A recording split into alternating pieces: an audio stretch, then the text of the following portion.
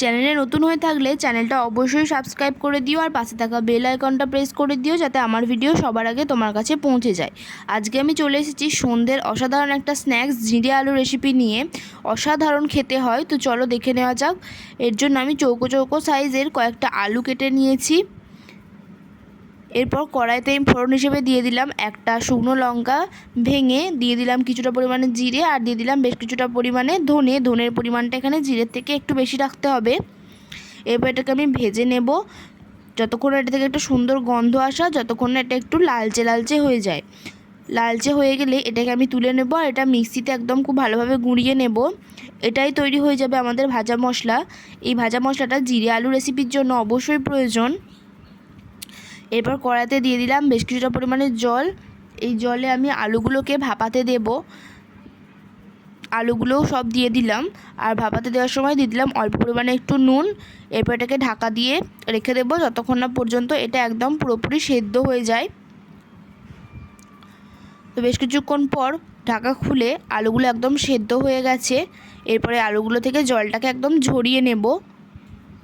এরপর ওই কড়াইতেই আমি দিয়ে দিচ্ছি 1 চামচ মতো ঘি আর দিয়ে দিলাম বেশ কিছুটা পরিমাণে সাদা তেল। তোমরা চাইলে এখানে পুরো রান্নাটা ঘি বা পুরো রান্নাটা সাদা তেলেও করতে পারো, আমি এখানে মিশিয়ে করেছি। এরপর দিয়ে দিলাম কিছুটা পরিমাণে জিরে আর দিয়ে দিলাম একটা কাঁচা লঙ্কা চিড়ে, দিয়ে দিলাম 1 চামচ মতো হলুদ। এরপর এটাকে একটু ভেজে নেব।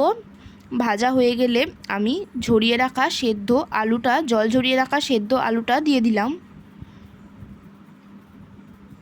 জিরেটার সাথে আলুটাকে খুব ভালোভাবে মিশিয়ে নেওয়ার পর দিয়ে দিলাম পরিমাণ মতো এখানে বিট লবণ। বিট লবণ দিয়েও আলুটাকে খুব ভালোভাবে মিশিয়ে নিতে হবে।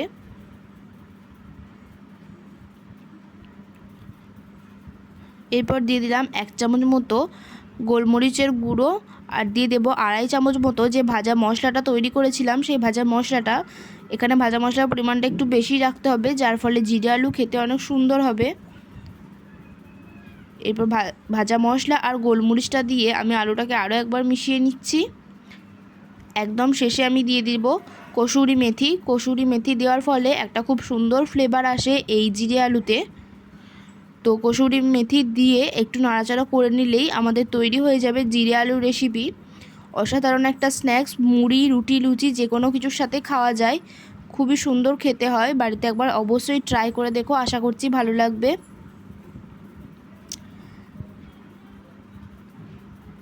তো এই যে দেখো আমাদের তৈরি হয়ে গেছে জিরে আলু।